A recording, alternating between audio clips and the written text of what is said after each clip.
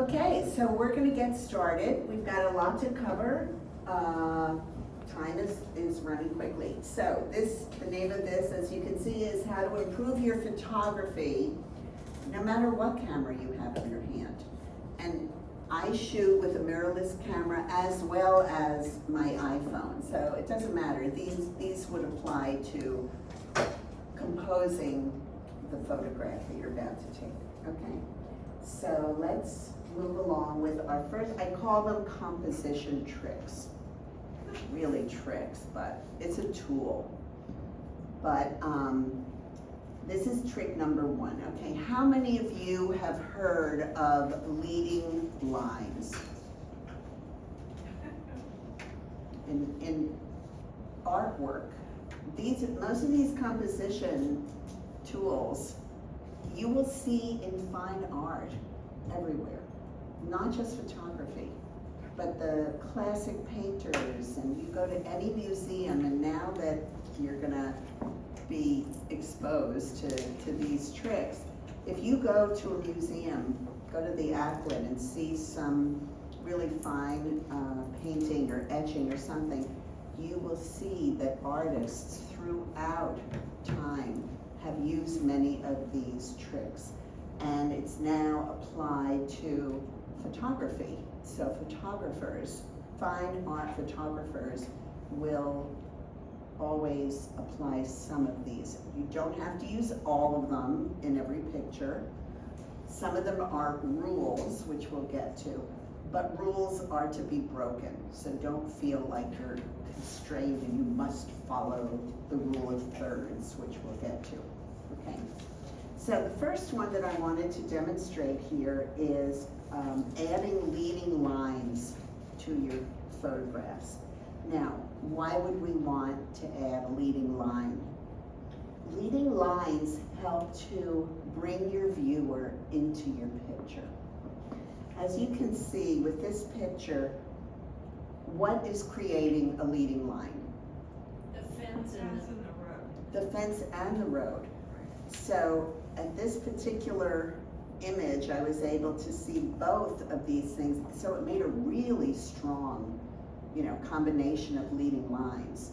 And I was hoping to capture the feeling of being on the stroll, beautiful autumn day, come along with me, and here we go along the path, okay? So it's a wonderful tool. How many would like me to say trick or tool, or doesn't it matter? Tool. Tool, okay. It's not a magical trick, if you know it, you apply it, and everybody has the secret, so we'll change that to tool. Okay, so are any of you aware that you are definitely using leading lines in your work, in your images? I probably do, but I think I got that from art exposure, not photography. I never think of it when I take a picture, but Great. now that you pointed it out. Wonderful. Yeah, that's great. It also depends what are you taking, it depends what picture are you taking. I mean, if you're taking something in a room, maybe you don't need leading lines. Exactly. If you're outside, that's a good. Exactly. Good You have to pick and choose which tool you're gonna use in which situation. So what I'm gonna be giving you is a whole bunch of different tools, and then you decide what are you trying to say in your photograph, and how will the tool help you say it. That's basically it. So, Well, Diane, in your image right there, which is, by the way, spectacular, it takes you, you want to go right into the woods. It just takes you right into the woods on that stroll you Yeah. talked about. yeah, we have such beautiful autumns around here too. It's just wonderful. This was by the Finley Golf Course. It's a great place to photograph. I just looked out the window and all these tree trunks are kind of like leading lines as well. Right, right, It doesn't yeah. have to be horizontal. Yeah, so I'm gonna now show you some examples of leading lines that I photographed, and show you that leading lines can be created in many different ways. So, here's how many of you recognize this location? Anybody? Bynum Bridge? Yeah. Someone say Bynum Bridge? Yeah, that's Bynum Bridge. Whoopsie, sorry, come back. Not there yet. So, what helps to create the leading lines in this picture right here? The walls, bridge. Yeah, the walls. Very similar to the path in the other picture. And this, I just wanted to capture, these are my granddaughters, and they were just palling around and going off into the, who knows, their future maybe. I get very poetic with this stuff. And the leading lines were perfect to bring us along with them and take us there, okay? Now this was a little different, the second one down here. Can you see what is creating the leading lines in this picture? Tracks and the angle of the beach. Yeah, the tracks of, those vehicles that ride along the beach create the perfect leading lines. So you just never know, something unexpected may be in front of you and you say, oh, cool, that really makes a leading line. I can use that when I take my picture. At this point, you don't want to forget the horizon. We're gonna get to that. Is there something you want to say about this horizon? Well, it's a leading line also, and so is the shoreline. Mm-hmm. They all go to the Cool. same Yeah. distance. And we're gonna get to a discussion about horizon and where to place that horizon, because that can make a big difference. But we have other examples of that. How about this one? This is right behind my house. I'd love to go into the woods. So if you look at this picture, what would create a leading line to help you go into the woods with me, if that's my purpose? I find the tree branches basically frame it. We're getting to that. Oh, very good. 1 point. Yes, they are partially framing, but they're also creating kind of a direction, And what else is in the picture to help? The path. Yeah, this little wooden bridge that was there. That helps. This, and one other subtle thing is helping to bring you into the picture. Log on the left.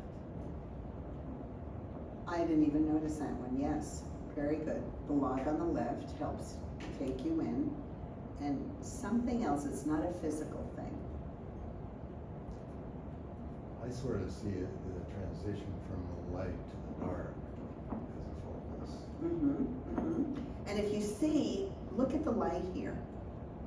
The light is kind of leading the way on the dirt, on the path, and it kind of comes around and takes you into the forest. Okay, so that is leading lines. So, next time, hopefully when you go out and shoot, just look around. There's probably a Would leading you line also somewhere. consider the sky, which kind of points down toward the end of the path, picture? Down here. Starting on the upper right and moving sort of toward the center. Uh-huh. Talking about that sky. Yeah, that's a very subtle, right, you should follow the arrow. Point you Is this, in the direction. is this what you're talking about? Yeah. Coming right down, yeah. Good observation, okay. So let's move from leading lines to rule of thirds. How many of you have ever heard of the rule of thirds? Okay, how many of you are using the rule of thirds? Okay.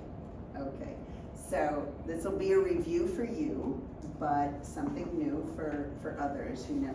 This is one of the most useful, I think, composition tools. And again, this goes back to history, art history, centuries ago. If you look at a great master painting, you will probably notice that they're using the rule of thirds. So what is it? Okay, for rule of thirds, you know, I was a second grade teacher, so it's kind of take you back to simplify. But think of it as creating a tic-tac-toe board in your, for your composition.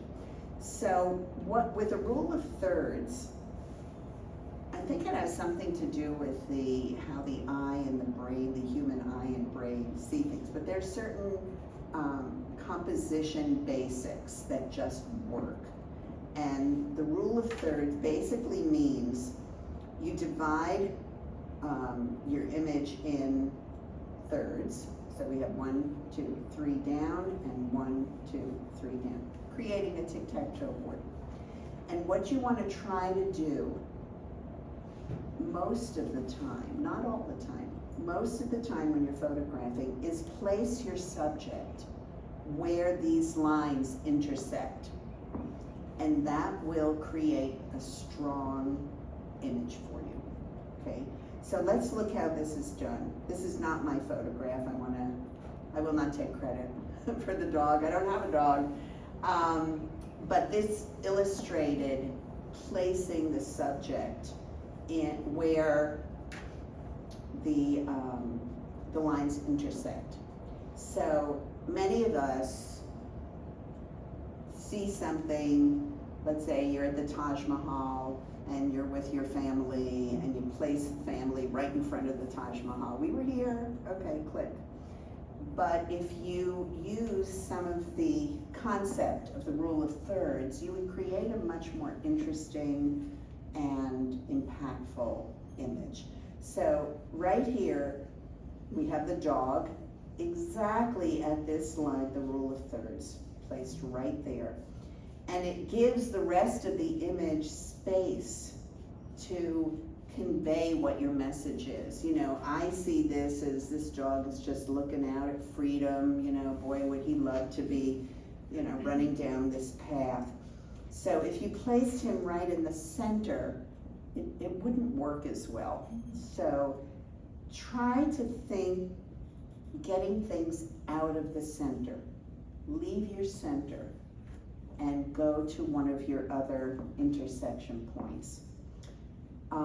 You can use this horizontally if you're holding your camera horizontally, or it works vertically as well. So this is a picture that I took. Where's our beekeeper?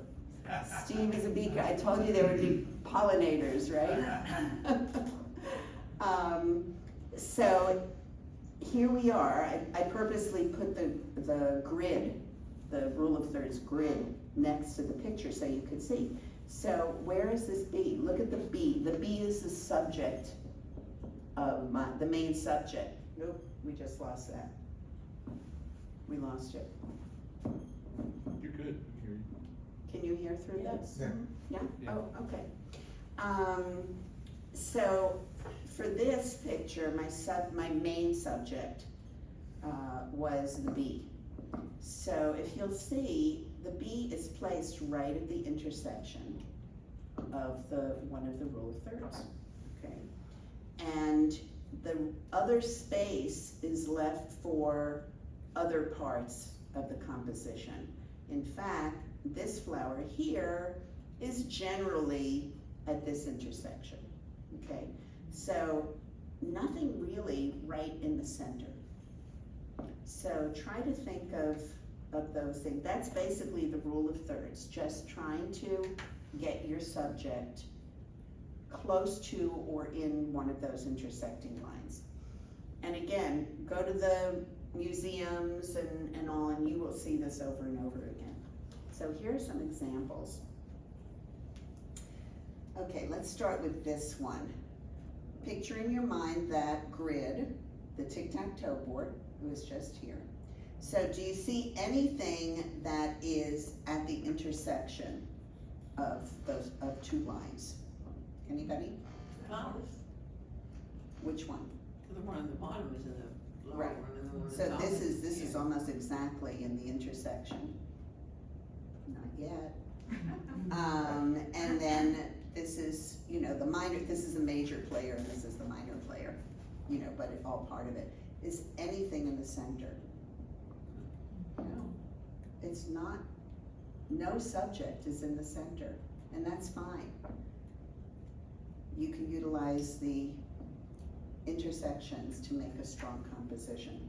Let's look, here's a typical, you know, what could have been a typical picture. Here's my family, we're in front of the, you know, the castle. I gave the camera to someone else, I kind of positioned us, and she did a great job taking the picture. And where is this group basically? On the lower third. Yeah, the lower third again. And where is this castle?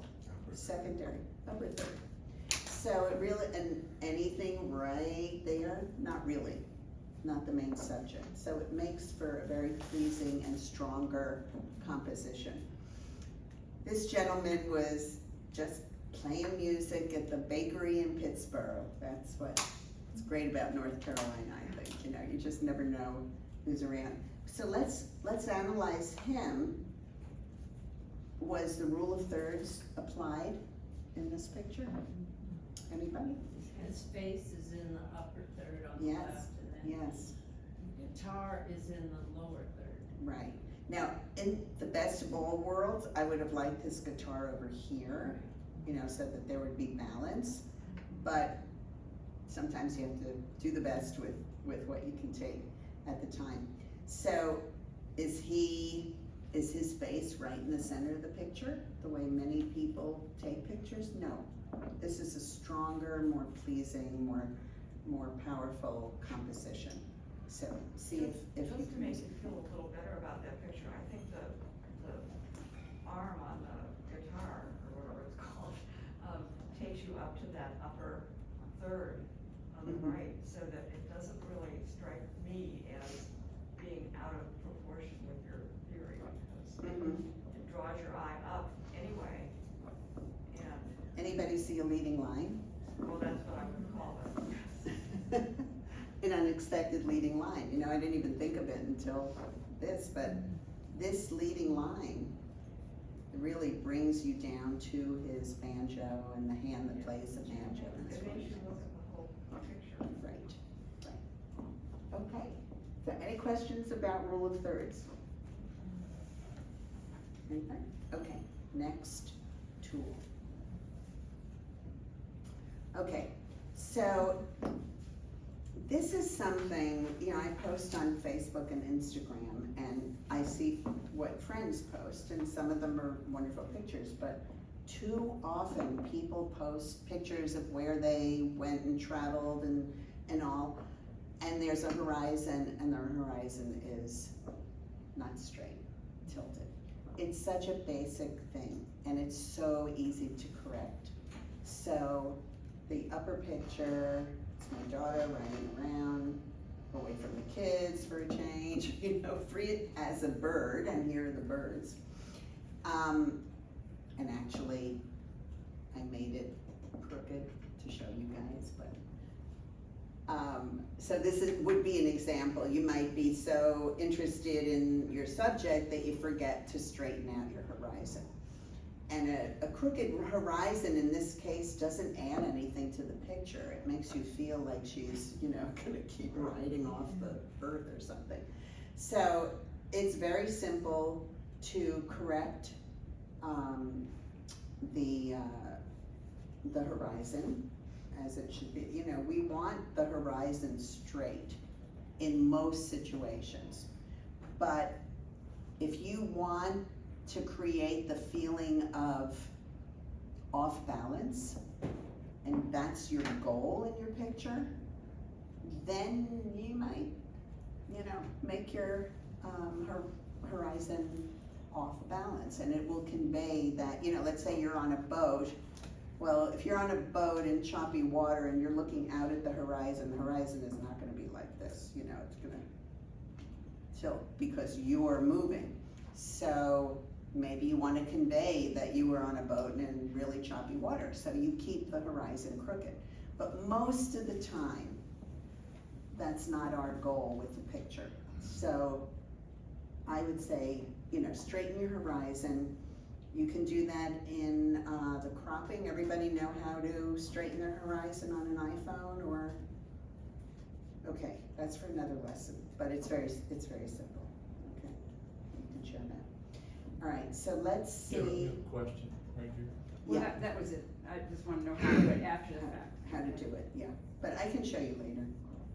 Yeah, for those that wanna see that later, it really is simple in crop mode. Yeah. It's, yeah.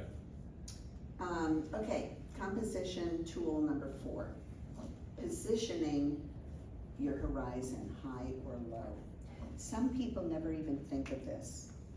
Honestly, I probably years ago when, I was learning more about photography, I didn't think about it. We kind of feel like, okay, I'm gonna put the horizon in the middle, and then what? Okay, the problem with the horizon in the middle is that it cuts your picture right in half.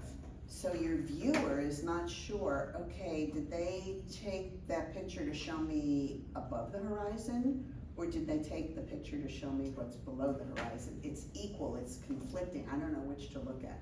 So a stronger composition is, as these examples, this first picture here. To me, it was about the magnificent sky that the sunset was creating. And so I lowered my horizon view just by tilting the camera a little bit for the horizon to fall in the bottom third. Remember the rule of thirds, the bottom third. And it let the sky just show its glory, and it was glorious. So this picture, on the other hand, was very different. I was interested in the pattern of the waves and what it was doing on the sand. So I gave this part, the ground, 2/3 of the picture, and just raised the horizon higher to cut out some of the sky so it wasn't conflicting. I think it's very obvious here, this is what I want you to be looking at. And in this picture, this is the main thing that I want you to be looking at. Yeah. Just a comment, in Steven Spielberg's recent movie, whatever that movie. Oh, the family Yes, one, yeah. yeah. Like, In the movie, young Steven Spielberg is visiting this famous director, I forget his name. He walks into his office and Steven Spielberg asks the guy, are there any kind of things to do in filmography? And this guy said, just simple. Keep your horizon low, keep it high. That's it. Really? Yes, he actually Interesting. very specific about that. Interesting, yeah. It's really utilizing that position of the horizon rather than just say, okay, I'm taking a picture, the horizon's there. And you would think, because it was in Steven Spielberg's own film, that is a very important part of his filmography. Thank you for mentioning that, that's interesting, yeah. That's the other area that you start to see these compositional things. When I watch movies now, I kind of see them as a series of really fine movies, a series of stills. And I look at it, even though it's a motion picture, I go, oh my God, look where the position of the window is, look at where the lighting is going. They are really individual frames, which they are. So look for that, even in moving pictures. That sounds old-fashioned, moving pictures. Okay, so let me show, okay, so those were the examples, all right? So, lots of different situations where you can move your horizon around and change the composition, okay? Any questions on horizon? Okay, next tool, frame your subject. This is another great tool. You're not gonna use it all the time, but it's in your toolbox and you can pull it out and apply it to a certain situation. So, any of you know where this is? Dew Gardens. We've all seen that beautiful Asian bridge. So we were fortunate to be there when everything was in bloom, and I just wanted to capture it differently. Okay, the tendency, and you can do this, you can always have that safety shot. You know, you come upon it, you see it, you know, you kind of frame it nicely, take the picture. But then look at your subject and try to think of other ways you can capture it.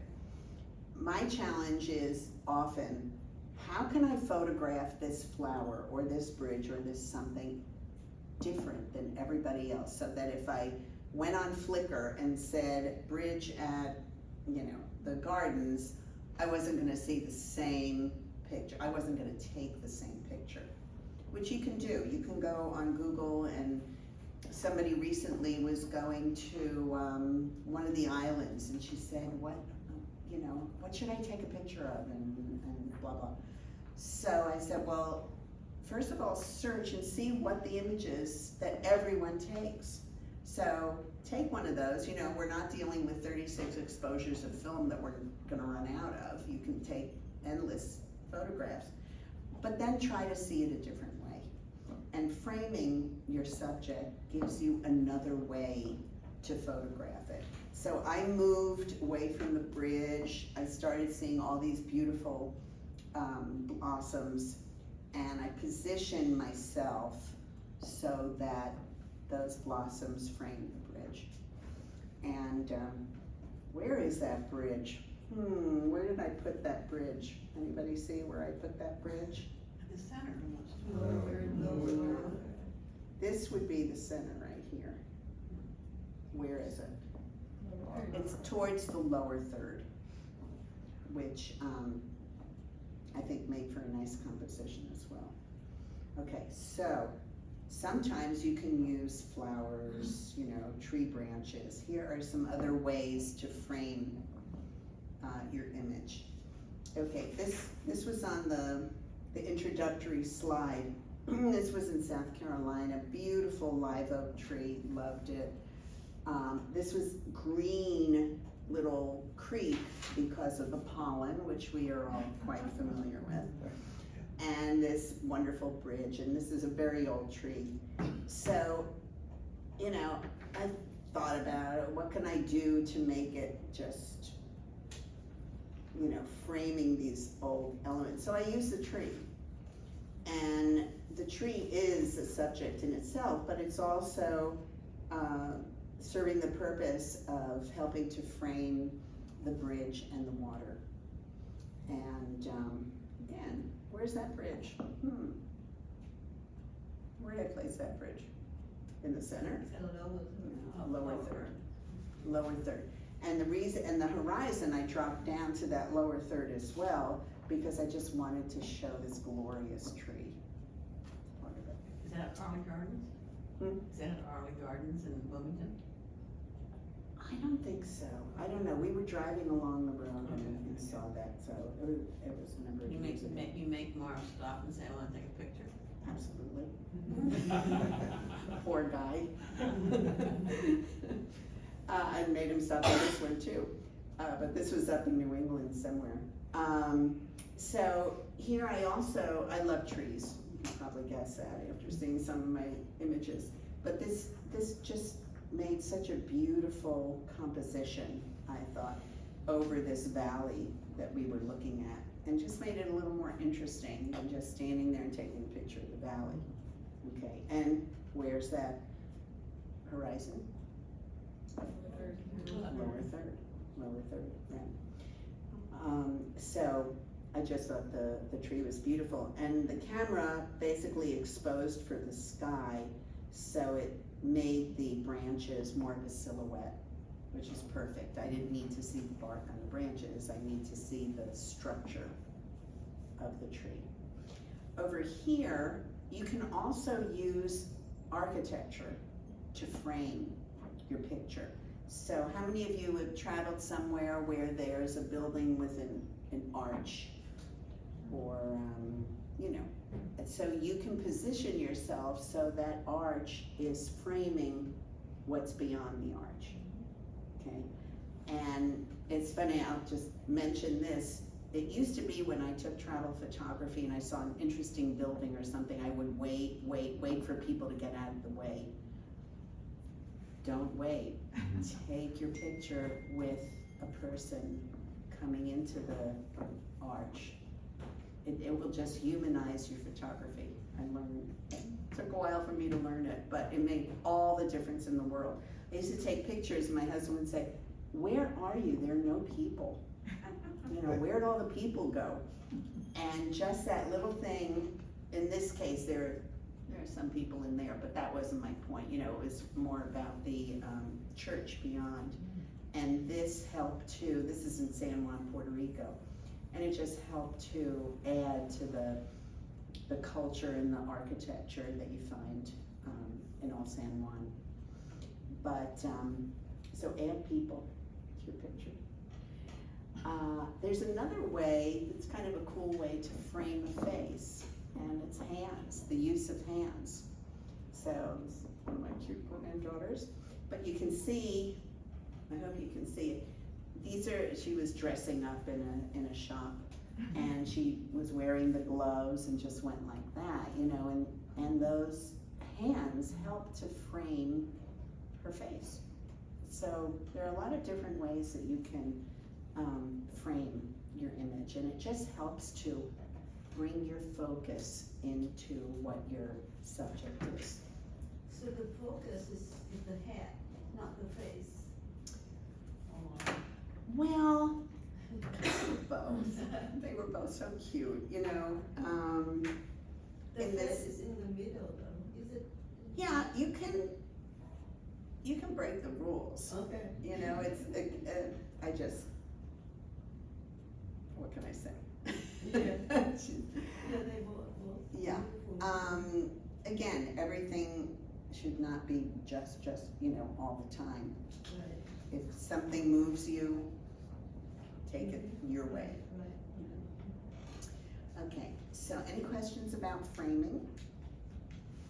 Let's see if we have. Trying to- Oh, I thought you, sorry, I thought you were looking for the clock. No, I was looking to see if there was something out there in life that, you know, we could kind of apply, but we'll move on. Okay. Composition trick tool number 6. Okay. Vary your point of view.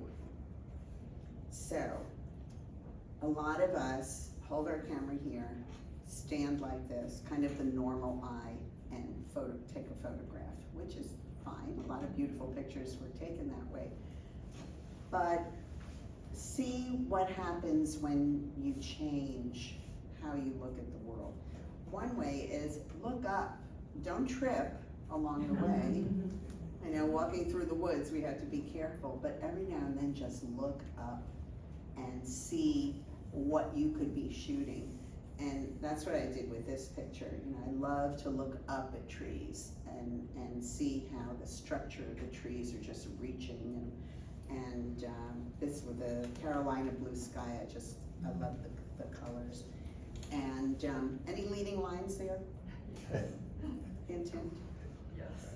Okay, obviously, they're great leading lines, you know, writing. And it just, to me, it just says, wow, you know, the grandeur of these trees. Can anybody tell what direction I was looking at here?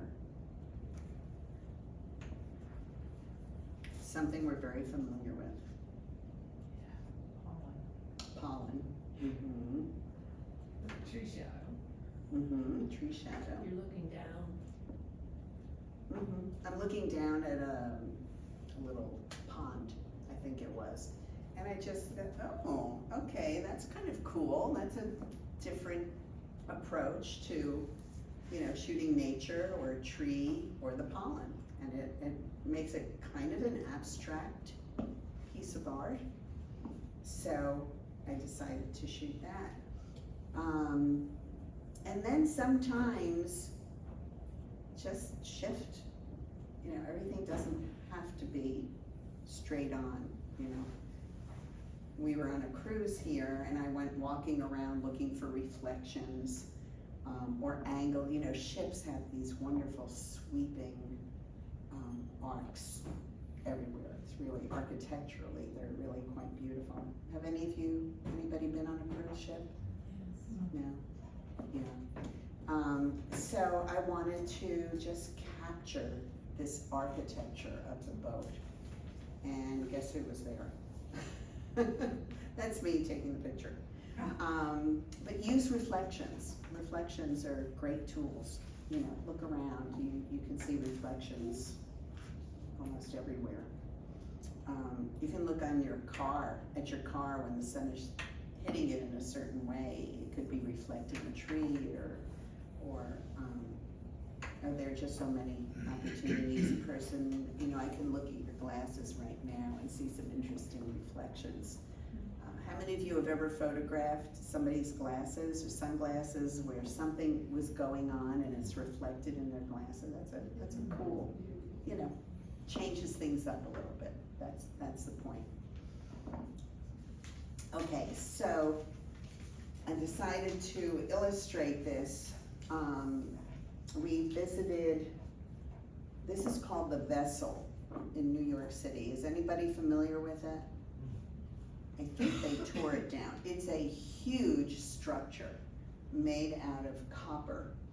And we went down to the area and I was just photographing it all over the place and, you know, trying to see how many different ways I could photograph this. So, you know, here's your kind of regular shot, standing here, looking at something and recording it. And even this one, because it was up against a skyscraper, it kind of gives you a sense of scale and how different this structure is from this, you know, soaring skyscraper.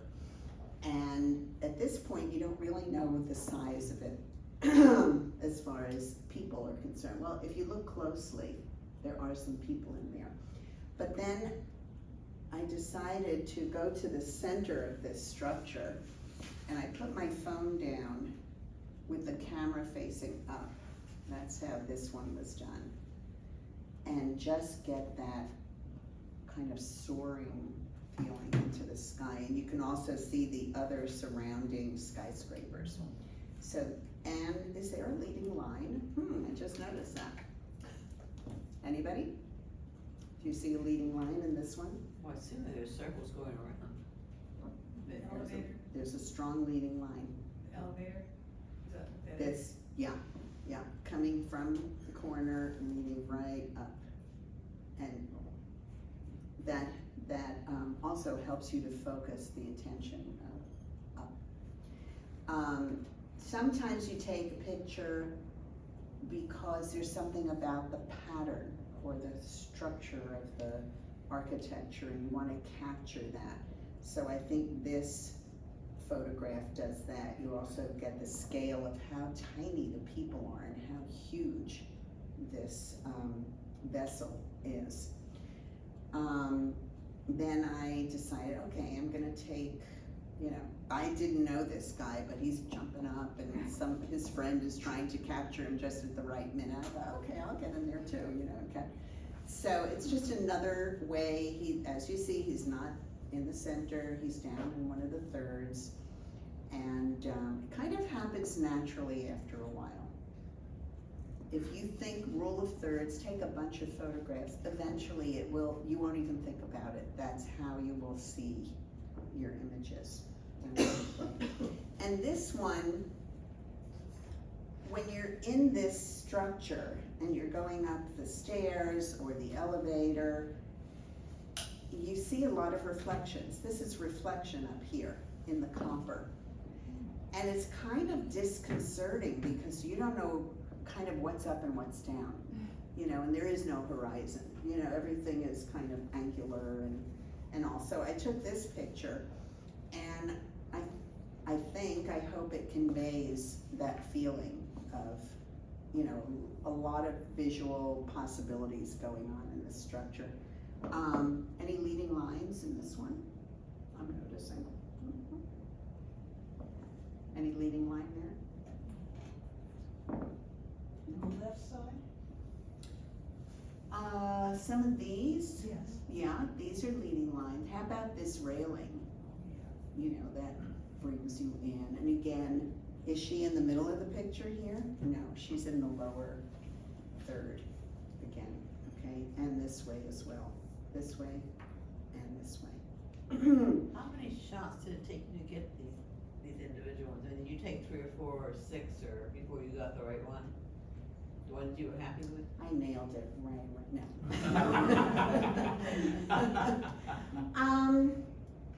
I took a lot of shots, but I do take a lot of shots. Okay. But I can.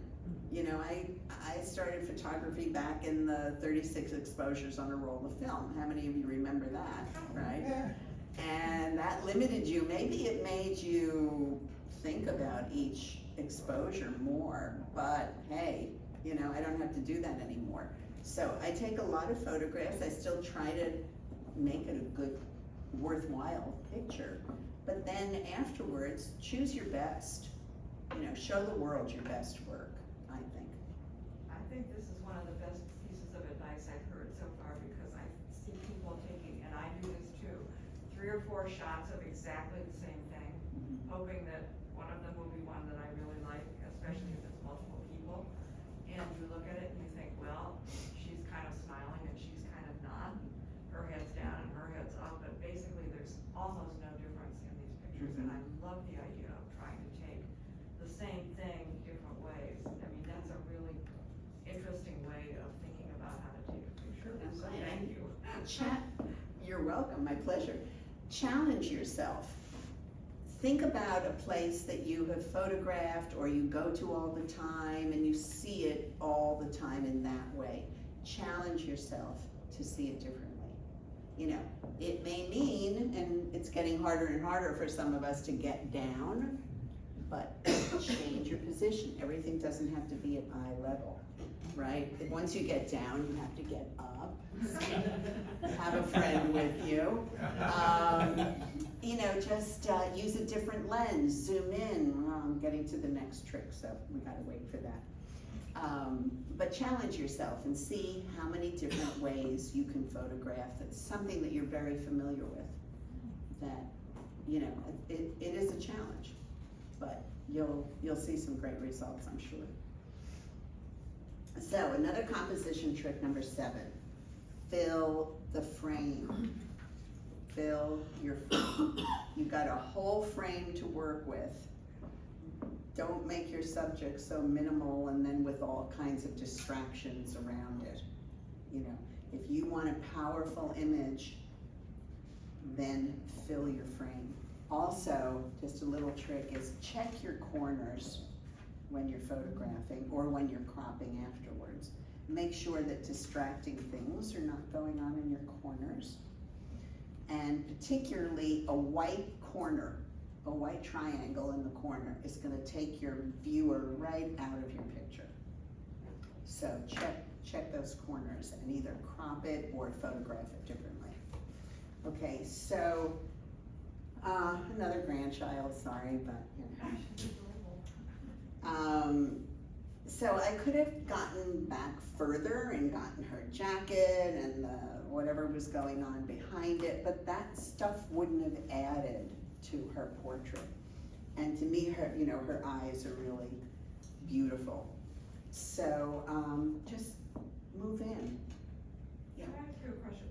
You were able to get very close to her, but my question is it better if you have a choice to take it farther back and then crop it, or does it This look was better if farther you take back. it- This was further back and So cropped. does it matter if you make a choice to really try to get it the way it looks more or less like that as opposed to cropping it? Well, every time you crop, you're throwing away some of the pixels of your picture. So that means that when you go to either print it or what, you're reducing the size of the file, which can affect the quality of the print or the image. So shooting it is, you know, full frame or with a zoom or moving closer. Yeah, the point I'd like to make is when you're close, the background is going to be diffuse. If you shallow stand depth of back, field. right. Mhm. You have, the background is gonna be sharper, and you have less ability to bring that subject forward. control it, yeah. Because the background is out of focus, there's nothing there to focus on. Right. So the first workshop, we covered that, but that's fine. No, it's true. The closer you are to something, it's the shallower the depth of field is. The depth of field is what's sharp behind you and what's sharp in front of you. So it's a good thing to zoom with your camera lens. And you can zoom in, and that's gonna, even though you're far away, it's gonna create a shallow depth of field. But that gets a little technical with f-stops and that kind of thing, which we'll have to save for another time. But you do see in the background here, this is not sharp, and I don't want it sharp. There's no detail that I care about back there. This is the detail that I want sharp. And just another point, eyes are the most important thing. When you're photographing a person or an animal or a bird, you want those eyes tack sharp, they call it, okay? So,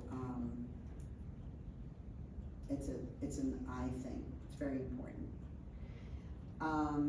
So a lot of people take pictures of flowers and they're beautiful. Try taking a picture of a flower where it just fills the frame.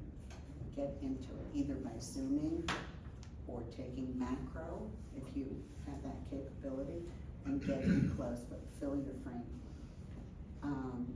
Again, these are just options that you have to create something new and something different, okay? So, I used a recent trip to Disney to give you some examples. How can you fill your frame? Okay.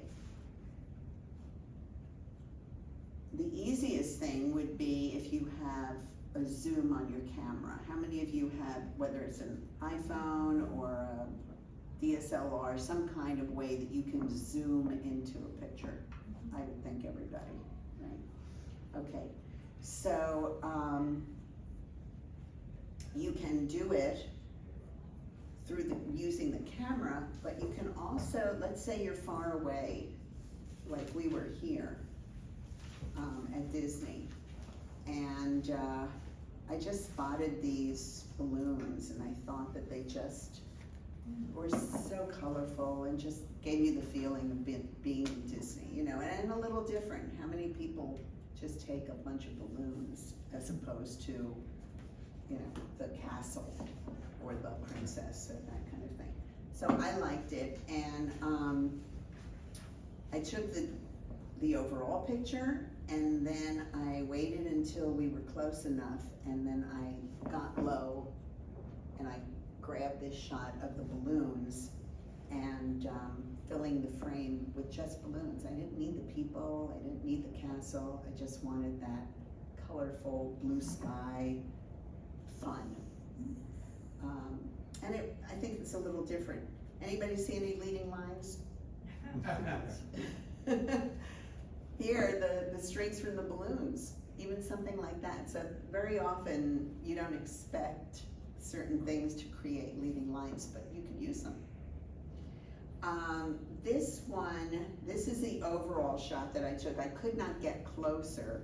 My zoom wouldn't get any closer. And this is Tomorrowland. This first one is Tomorrowland, and it was far away, and it's as far as I could get beyond the gates and everything. So I took the picture, and this is what was created by cropping and editing. All right, this picture here came from this shot. So think about that. How many of you are editing in your camera or with a program? Everybody is doing some amount of editing. You know, you may want to learn more, and there will be some editing classes coming up that the Camera Club will be offering. So this was in camera, in my iPhone, cropped it the way I wanted to, I wanted it to be more of an angle than I had shot it. See, this is that way. So I just made it, you know, more of an angle, which you can do easily in your iPhone camera and others. And I just brightened it, you know, I just did a little work, and I think it's a much nicer shot than this was, you know, and it's all about the shapes and the colors and Tomorrowland. This one, again, typical, we're waiting for the parade to come by. Ooh, look at that castle, pretty crooked, huh? Didn't even bother with that one. So here's this character, right, all the way here.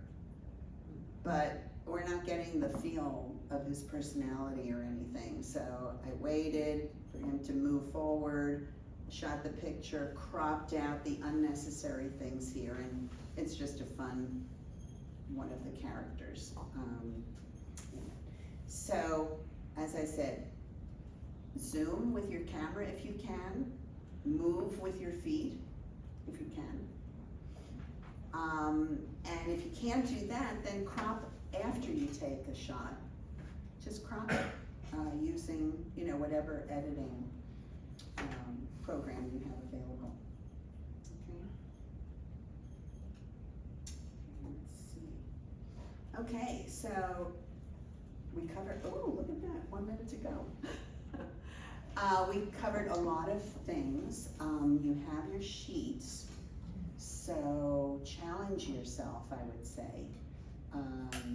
Try to, maybe each day, say, I'm going out and today I'm gonna shoot using the rule of thirds. Another day, you know, I'm gonna use I'm going to the beach, I'm gonna position that horizon differently than I ever did before. Do you often, after you get them, move it up and down when you're editing, when you edit? You can, it's possible, but don't rely on that. Okay. Start to see why you would put the horizon here or here. Okay. And you'll end up with so much more in those 2/3 space. Okay.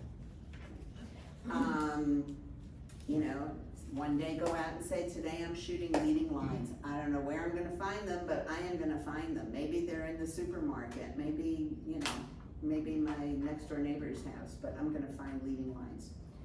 I'm gonna fill my frame, same thing. And then challenge yourself, as I said, with something that maybe is new or maybe very common to you, but just photograph it as many different ways that you can. And you want it to end up with a good quality composition. So don't say, okay, photograph it here, photograph it here, photograph it here. You know, really think about why you're taking it from above, or why are you looking up, or don't forget about looking behind you. Somebody once told me that, and it's amazing. Always make sure you're looking behind you, because you may be missing something really cool back there. Okay, so I'm happy to take questions. Yes? So you mentioned some other classes that are coming up, how do we find out? Mark is gonna help you with that. You wanna talk about it? Did I see the hand here in the back of the question? I was gonna add something very similar. Okay, Let me leave jump them in. wanting more, right? Don't they Yes. say leave them Yes. wanting?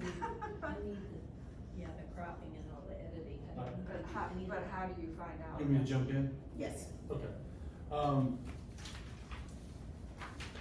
Okay. First and foremost, how about Diane? Diane is an award-winning photographer. Places in our top 3 in our Chapel Hill Club all the time, and we have 80 members with magnificent photographs. Gave you a lot of tips and tricks and basically overview of photography. We didn't get into the minute part of taking images. For those of you that don't know, we have a gallery upstairs and downstairs of photographs from our club. I would ask you to take a look at them and start thinking about these things that Diane talked to you about today, leading lines, filling the frame, rule of thirds, taking images from different positions, and then challenge yourself to jump out of the box and try some of this stuff. The best image is the image that you like. Other people may not like it, but if you like it, that's the best image.